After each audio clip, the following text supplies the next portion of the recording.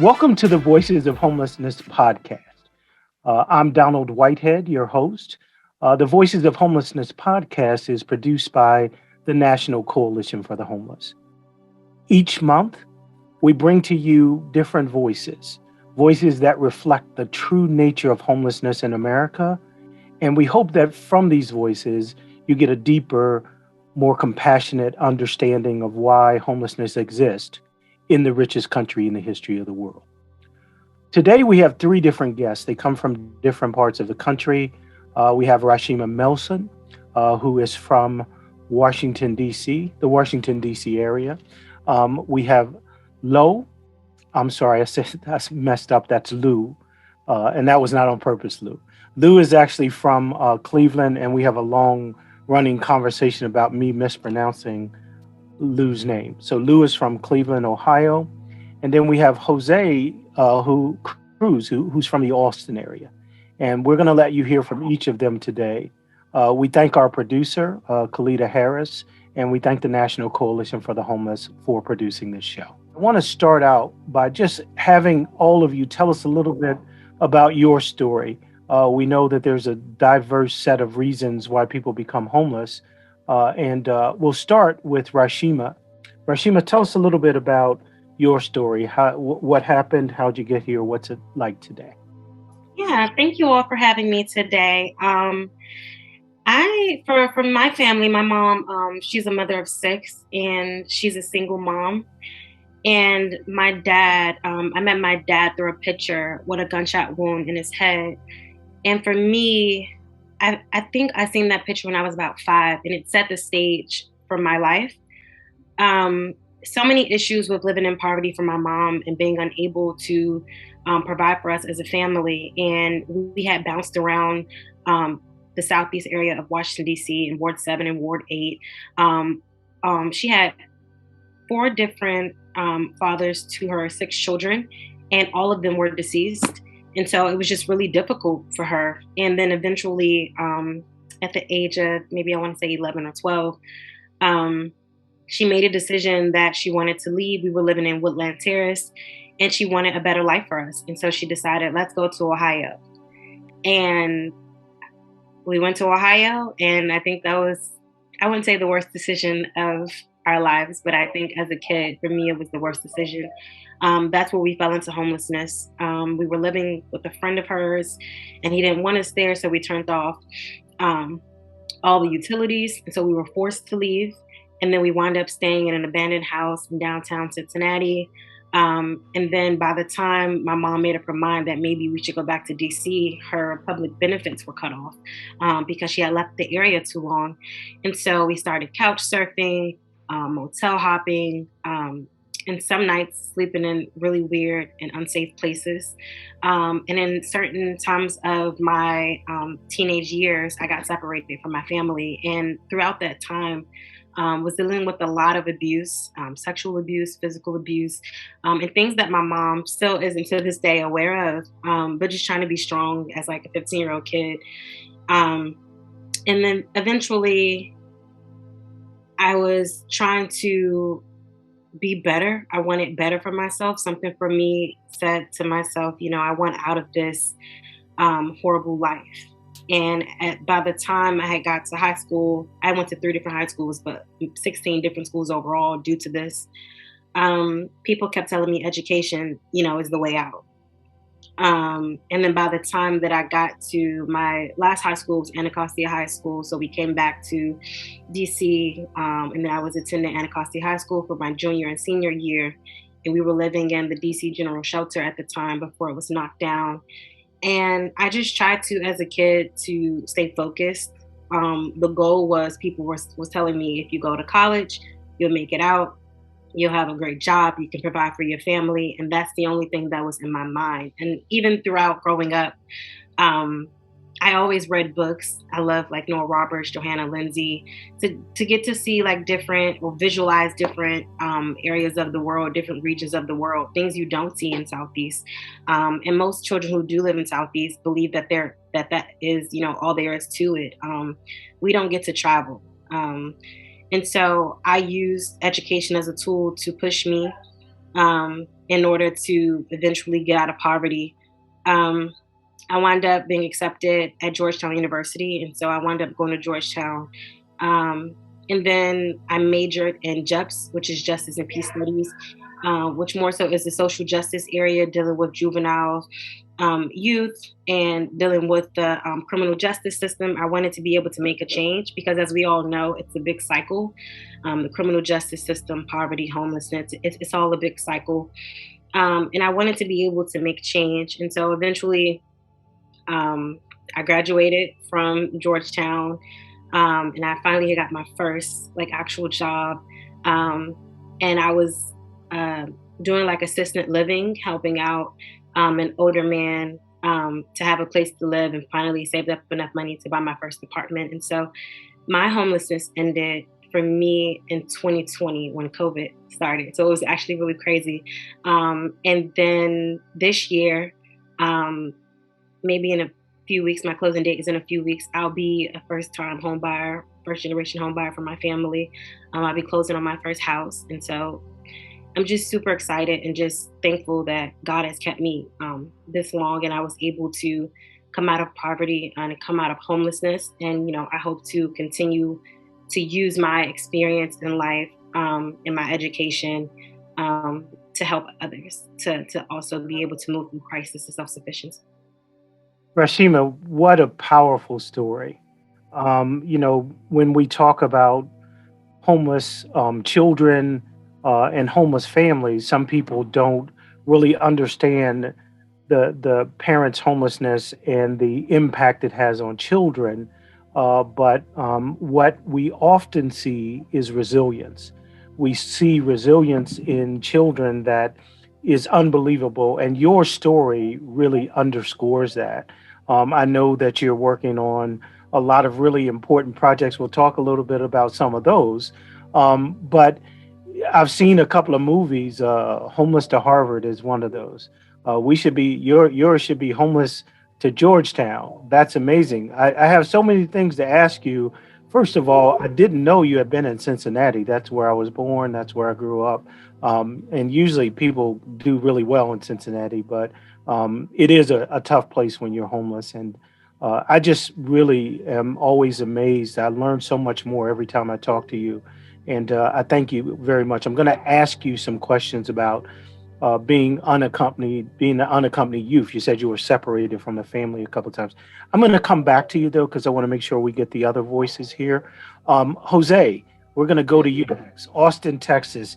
A lot of interesting things in Austin, Texas. I want to hear your story, but I know in Austin there is one of the largest tiny home villages for homeless people. I don't know if you're familiar with that. Pretty amazing facility there, but there's also right now the worst sweeps, some of the worst sweeps in the country. So, love to hear more about your experience there and tell us what's going on with you now and how you became homeless. Well, my name is Jose Cruz, and I'm originally from the Valley.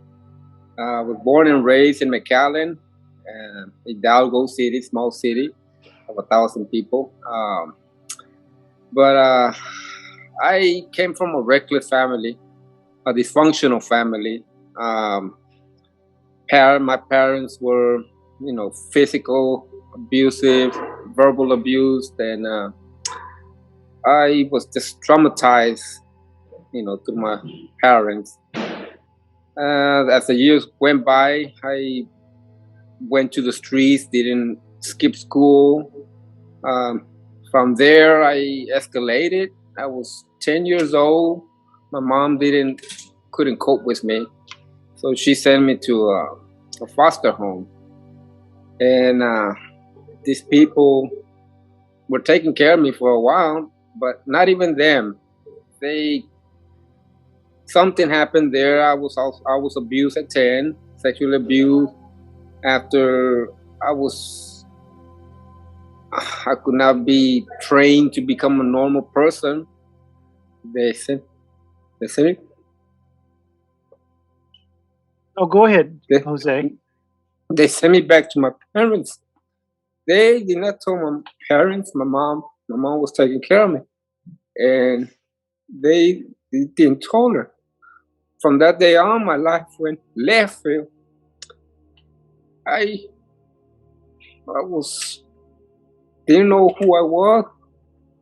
My my whole entire image was screwed up. I from those years that I was with my mom, and she didn't know what happened. I was still becoming reckless. Stayed on the street for so long. My mom was because my mom was going out to bars to take care of us. We're 7 in the family, and she did what she had to do. I turned to the streets to hang around with reckless people, and I escalated. I became a criminal. I ended up in prison at 19 years old. Did 15 years for aggravated robbery, which I never held the gun. I never. I was part of it. I demanded the money, but I was charged with aggravated robbery. Falsely accused. I did my time. During my time, I was supposed to do 5 years and then released to my mom. But while I was in there, my mom died while I was doing 4 years, and they would not let me go. My sister was gonna provide more security, more FBI's, and nothing. They denied me, and I decided to do my entire time. I did my 15 years, and so they released me to Huntsville, Texas. I I went in at 19. I believe I came out 32 years old. From that day on, when she died, I became homeless. I became homeless, I don't know, maybe because I was in a dysfunctional family, and so I ended up here in San Antonio, and then I came to Austin, and I traveled back and forth, and trying to find a place to live. So I decided to stay here in Austin. A good place to be at. It just living expenses is growing by the day. I've been here over 7 years now, and within 5 years, Austin has grown beautiful. But the cost of living for people that are without enough money are not able to afford a housing here on their own. Sure. So they need more assistance, because lack of education or addiction to drugs, such as I was in, alcohol. It's been 20 years of a habitual alcoholic. I gave up smoking cigarettes 2 years ago, drugs, marijuana, everything I gave up because I want to better myself. But during my time here, it's been so hard. Well, Jose, thank you so much. I know it was very tough, and sometimes when we bring up some of that pain, we re-encounter it. So we appreciate you being able to get through that.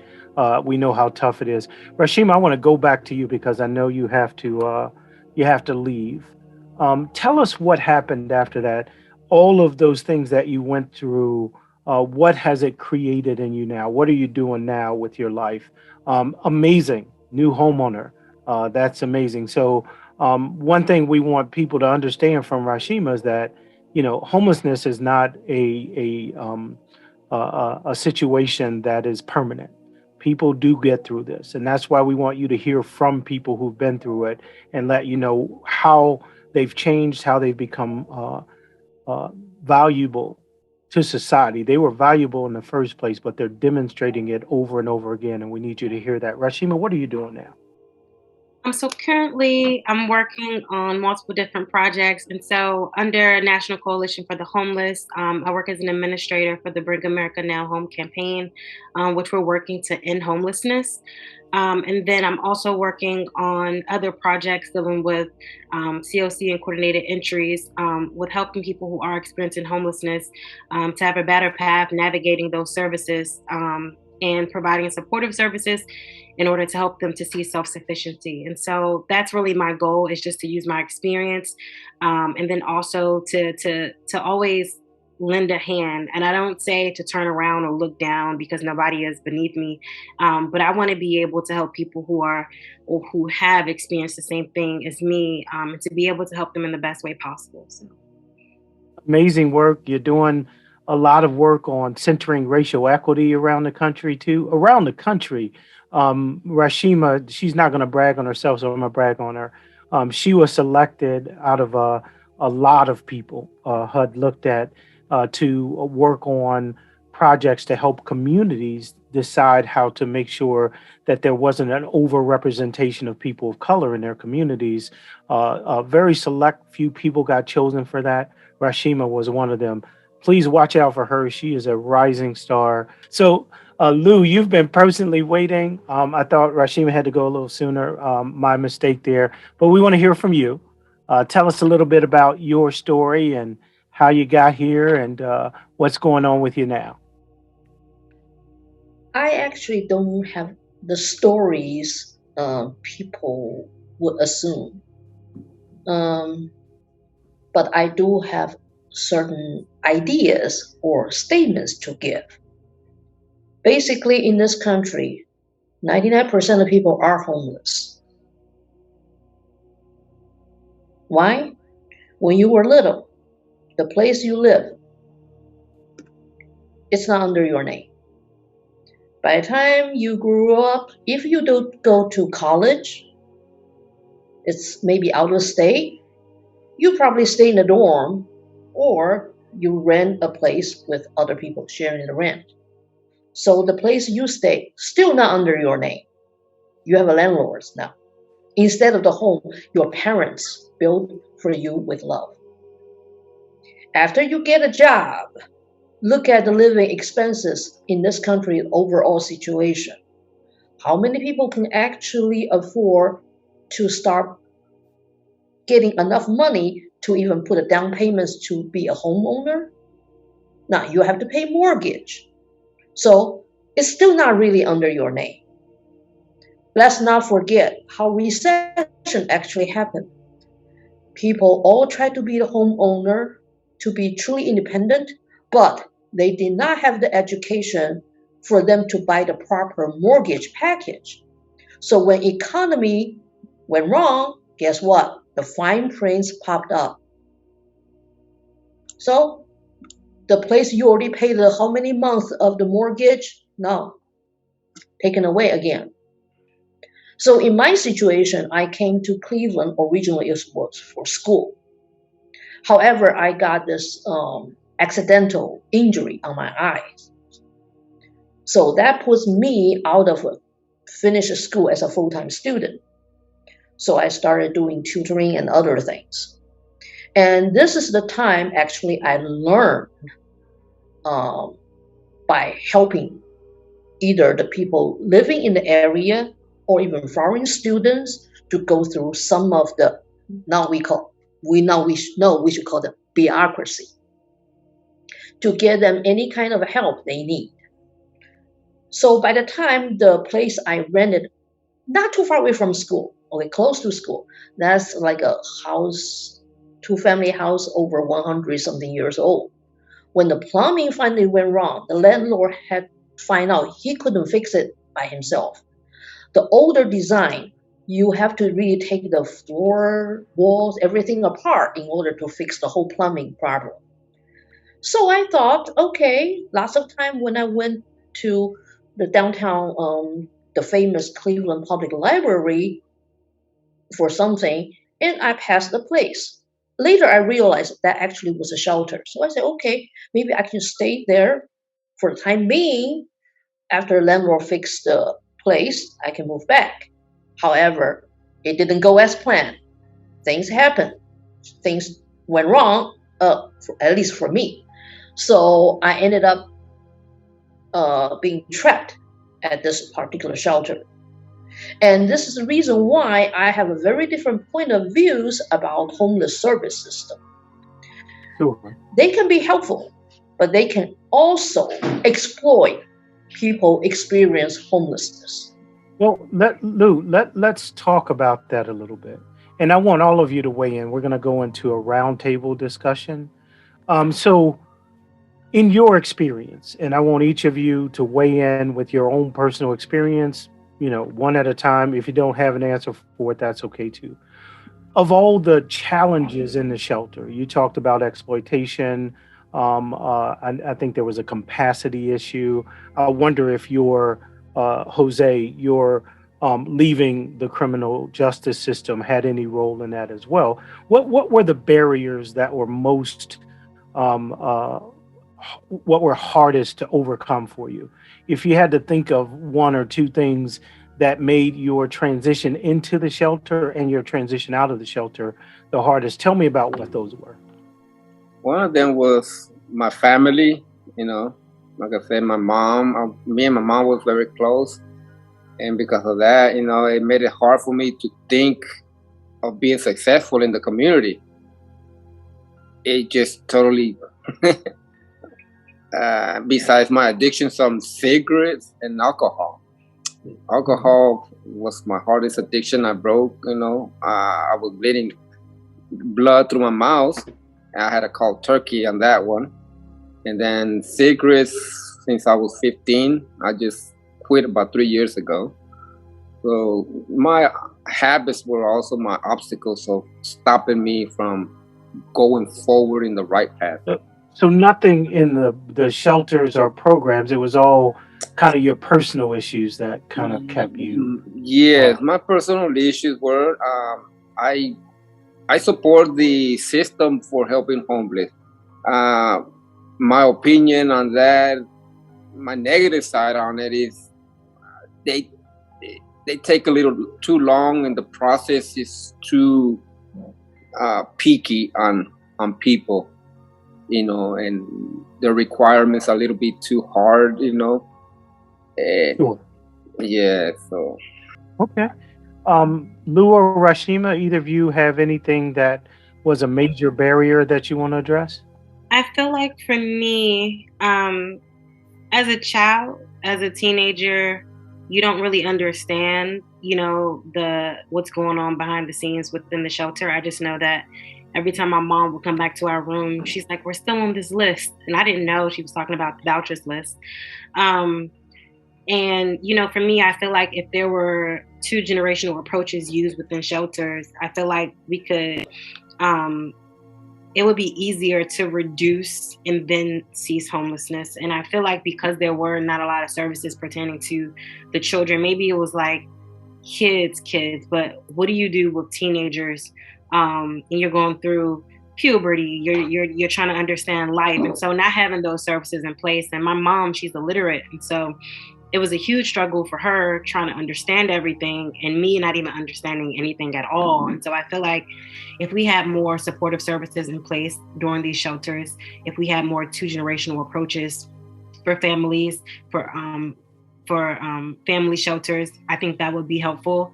And I think just for a personal barrier, I feel like my barriers were my breakthroughs. It inspired and pushed and motivated me, because the more pain I felt, the more it just motivated me to say, I will do anything I need to do to get out of here. And just like Jose, my brother had chose the streets. And he just got released out of prison last year on an 8-year bid. He chose to go that route. And I had watched through other people around me going to substance abuse, going to the streets, and just choosing other routes to try to get out of this, or even to just cope, because it's a very hard life. People are self-medicating sometimes when they do that. And so I watched through other people. They say, if you're smart, you'll learn through your own mistakes. But if you're wise, you'll learn from the mistakes of others. And so I had seen that none of those routes worked. And I was like, what do I need to do? And so those barriers, I used them to just push me forward. Let me ask you a follow-up question. When you were at Georgetown, if you were homeless, what was it like when spring break happened, or when there was a holiday? What did you use as a resource during that time? We had GSP scholars, Georgetown Scholarship Program, and they were specifically in place for first generational students or impoverished students who couldn't afford the actual college, because I was on a full ride scholarship. And so during spring break, I would stay in my dorm. We were allowed to stay in the dorms during winter break. I always get depressed around like the family holidays, Thanksgiving, Christmas. And it would naturally happen. I wouldn't have to look at a calendar. I would just understand it. And they provided housing for me throughout the winter break. We have a hotel on campus. And so they would pay for me to be able to stay at the hotel throughout winter break so that it wouldn't be as difficult. And so it was lonely, but it was still a blessing because I would prefer that than to not have anywhere to go. Absolutely. Many students don't have that. They basically do whatever they can. We had a guest on a couple of months ago who talked about at winter break, she would hide in the dorm just to make sure that she wasn't out on the street. Good to know that there are some universities that acknowledge the need and support people. That's really good to hear. Lou, how about you? What were your biggest barriers there in the shelter system? And actually, just to for people to know, Lou and Jose are actually currently homeless, right? So you're in the midst of this issue as we speak. So Lou, what about you? What were the barriers that were most what were the ones that were the hardest to get through for you?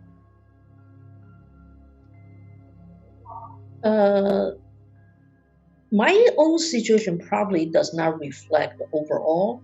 However, one thing important that goes to everybody. When people in any kind of hardship, our society right now do not recognize we need a system just to help people when they are in need, instead of they all have to be qualified by something in order to get help. Because all these things takes time to process. You know, you have paperwork, different levels, different offices they have to go through. By the time it's approved, your situation already went over the threshold. Your difficult situation already become bigger. Originally, you probably just need a small assistant, which can put you back online. But once the time got wasted with the paperwork, bureaucracy, all those things, for you to be qualified, guess what? Your original little trouble now becomes bigger. And this is the reason why our homeless people, the number has been increasing, especially when you get a bad economy, or even right now we are in the pandemic. So put everything with qualification is really a bad move. However, some politician will say, "Oh, you have to earn the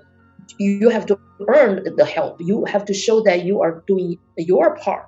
However, we know nowadays the bad economy or pandemic, these things is telling us we don't have to do anything wrong. Things can just go wrong. Yes. So the qualification bit is really everybody's obstacle. Yes. We had our last guest on our last show had a thriving business before COVID, and COVID actually forced him into a shelter.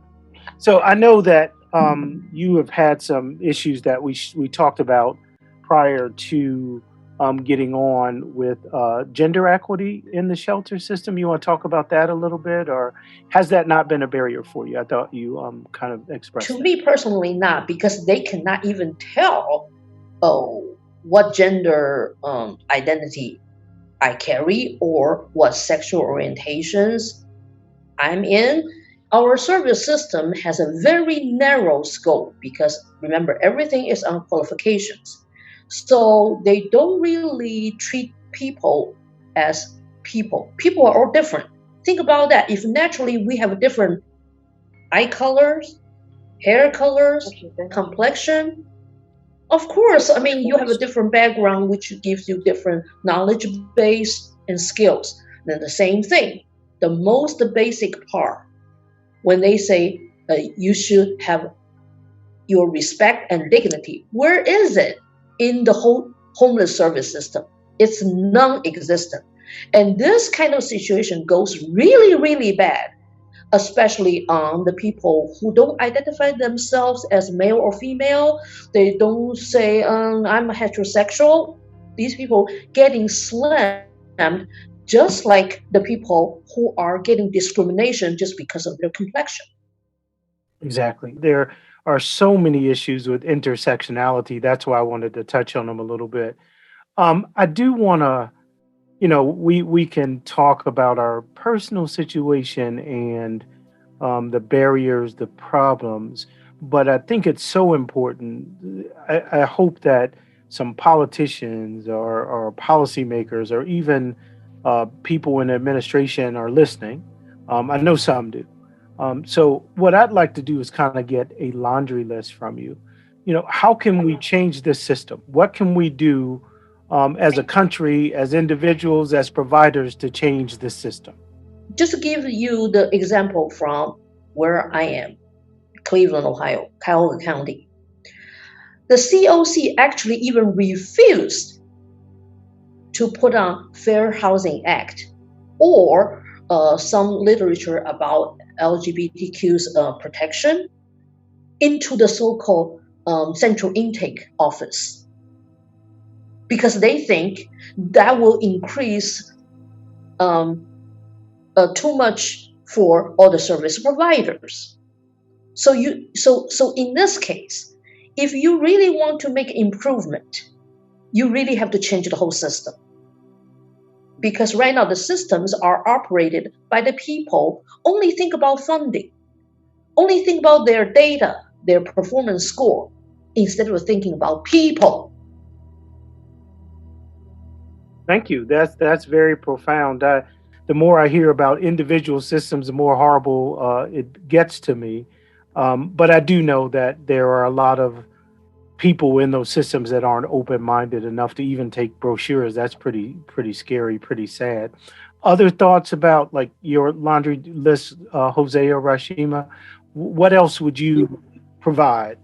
Um, I do, but it's very cliche, and I don't know, but I'm gonna stick by it. I'm gonna stand firm by what I believe. I believe that what we need, obviously, we need resources, but I feel like we need more hope. We need more love. We need more investment into our communities. I feel like for me, if I didn't have hope that I could do it, regardless of all the bad that I was going through, regardless of the fact that people had put an X on the children in Southeast communities and said, these children are going to end up dead in jail, or worse. They're never going to make it. That people didn't invest into impoverished communities all across the nation because it's like we have canceled them out. And maybe if people believed in us more and gave us more opportunities and hope, I feel like not only will we put forth more effort, because it's not the fact that some people may have a poor mentality where they're like, you know what, I'm going to quit. I don't want to do this no more. But you don't wake up and say that. You go through a lifetime of trial and tribulations, and it puts you in a mentality, for one, you're being traumatized. For one, you're currently dealing with whatever, and then you're still facing the traumatization that you've already been through.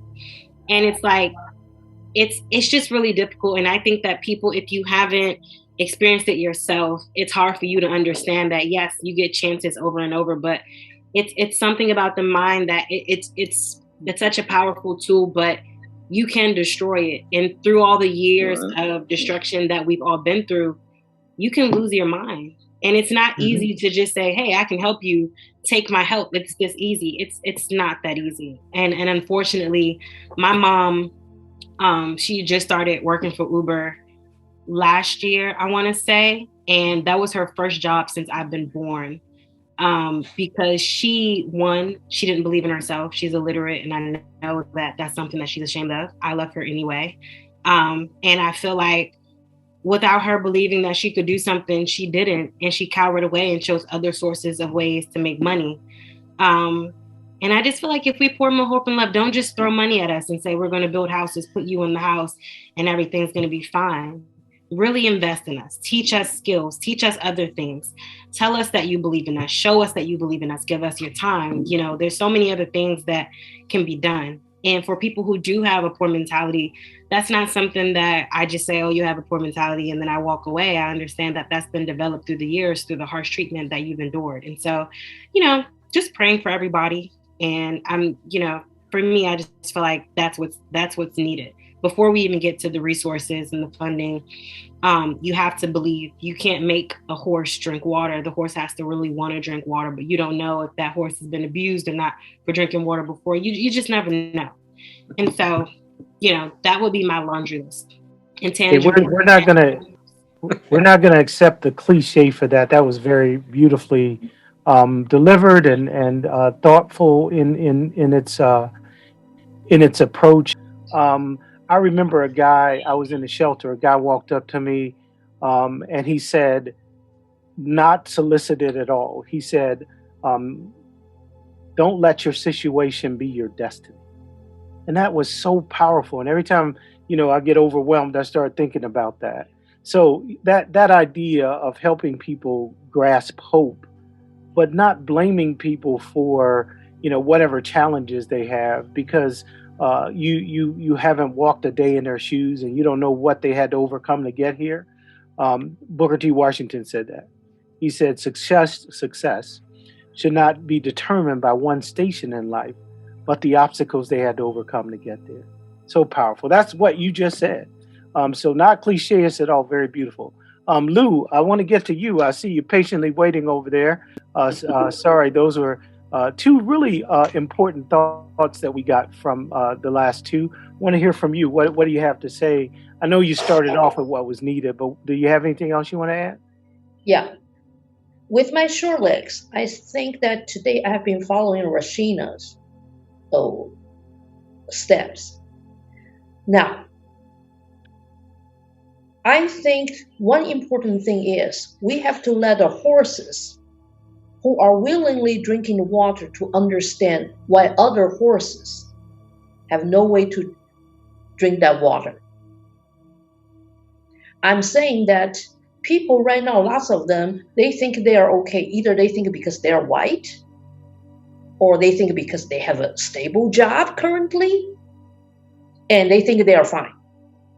But these are the people actually having the ability to join the people who got into homelessness to fight the whole system.